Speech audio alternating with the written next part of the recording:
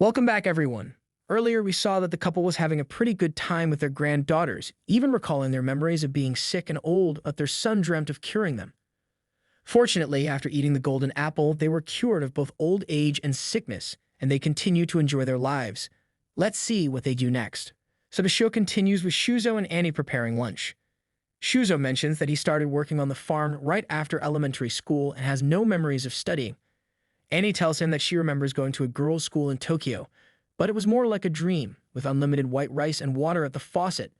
But the war took everything away, so they returned to the countryside, which was like a punishment because of the mud.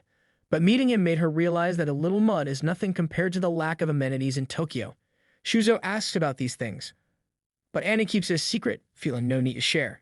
Shuzo pleads with her to confide in him, but she refuses. Later, Shuzo and Annie sit with their granddaughter, who shows them a device for preventing dementia.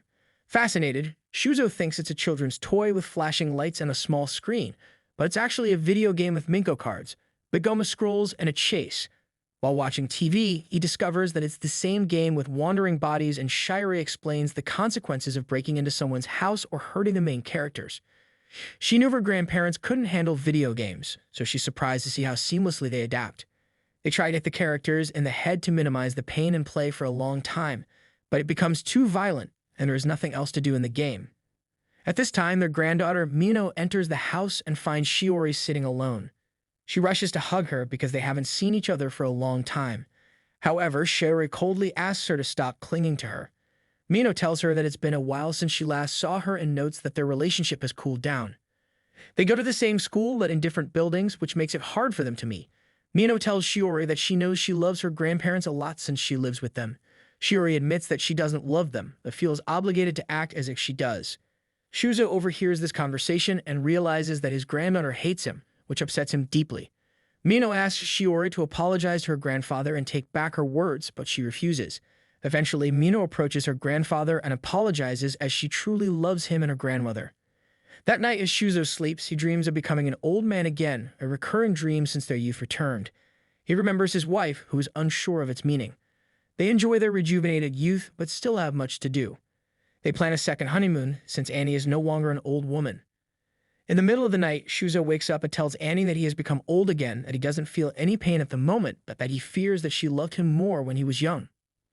Annie assures him that she loves the man named Seido Shuzo regardless of his age, as he hasn't changed at all in her eyes. Shuzo reflects that he used to think being old was bad, but it's actually disrespectful to the life he lived with Annie, where age was just a convenient excuse to let go of certain things. It seems like they're deeply immersed in reclaiming their youth. Even if my body stays the same, when it's time for our trip to Atami, we'll still go. I shouldn't stop enjoying life just because I'm getting older. Grandma, I fell in love with those eyes, she said. Then they go to the clinic where the doctor asks them what's wrong with their bodies. Grandma says that's what they want to know. The doctor explains that her kidneys and liver are showing signs of aging, as expected for her age, so they shouldn't stress themselves too much. Then Grandma asks about his condition, and the doctor says he's fine, but his physical functions are slightly better than they were before he became young again. His body will gradually return to its original age, but he's worried about Grandma because she now has the body of a healthy 20-year-old woman. He wonders how much time she'll have if her body gradually ages from now on.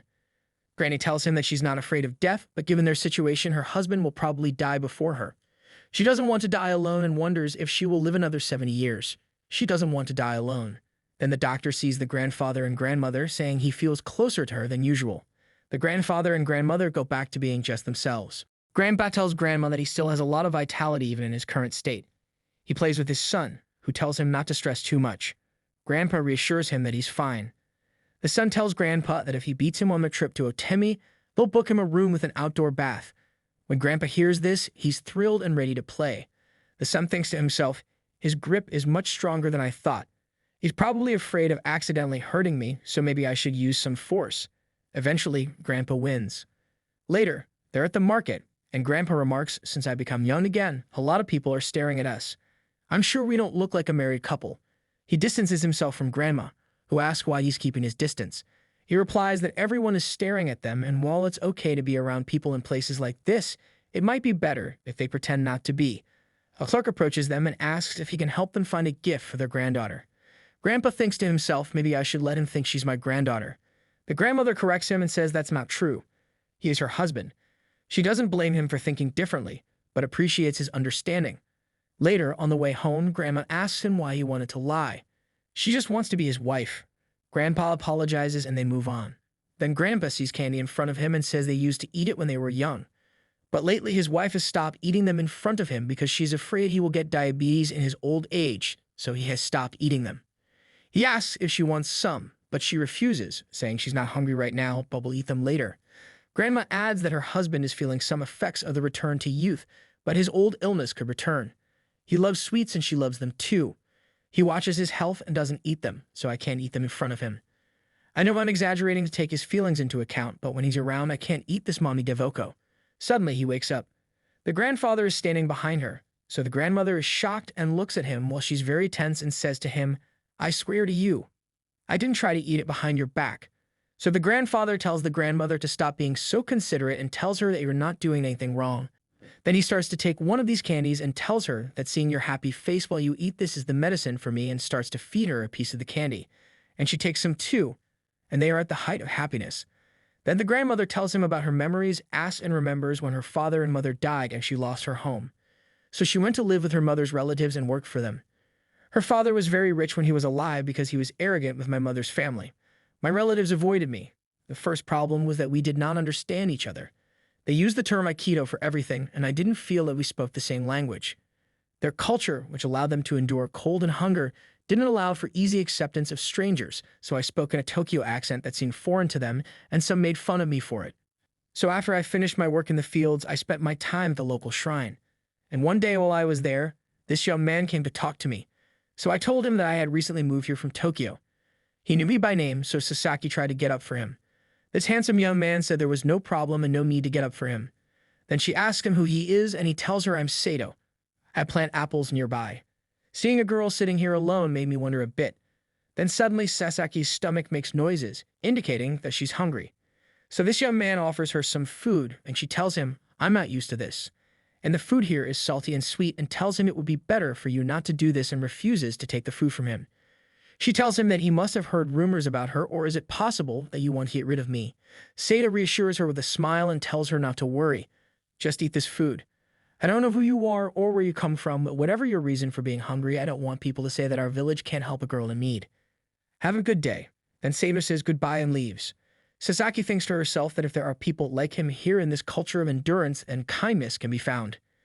On another day, she finds the young man Sato, who communicates with her every day, telling her that this shrine is on my way home, so I can't help but wonder. Then they show her the bus station, which is on the side of the mountain, closer to her house and away from people's eyes. I prefer this place to that one. He sits down next to her and Sasaki tells him not to take my words to heart. If you don't understand that the road is still long ahead of you, so please be more careful. Suddenly, Sato is very embarrassed and apologizes to her. Sasaki notices her apparent confusion and tension and realizes that he lacks stability and seems to have received no good education. To what extent will this man be able to influence my heart? Is he worth watching? Back to the present. They're sitting next to each other and the grandmother Sasaki says he succeeded in completely influencing me. And we see the grandchildren happily eating delicious sweets. On the other side, we see the grandfather, who is once again haunted by the dream of the sand glass, although he hasn't seen it recently. He says, "I've been waiting for this moment. If the heart of the hourglass made me old again, if its heart turns again, it will make me young again. That is my wish." That he looks at what comes out of the hourglass and says, "I can imagine the surprise on my wife's face." He turns the hourglass and awakens from his sleep to find himself young again and begins to brush his teeth while waiting for his wife. Shizu asks him if they are immortal since they do not seem to age. She is afraid that they might end up alone, but he tells her that no matter what, he will always be there for her, which makes her cry and they embrace. Well, that was cute and wholesome. Hope you guys liked it. See you in the next video.